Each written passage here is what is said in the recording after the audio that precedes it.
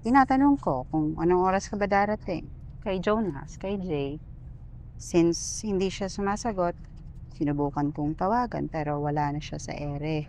So yun ang inaasahan ko, sandali lang talaga siya pero hindi siya naging sandali. Parang sasabog na yung dibdib ko kasi alam ko nang may problema.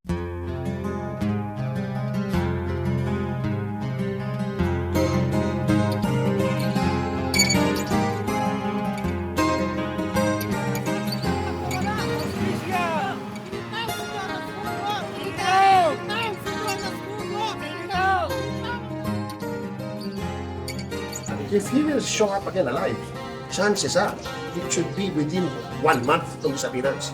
After that, chances are 99.9% if he shows up again, he's a cadaver.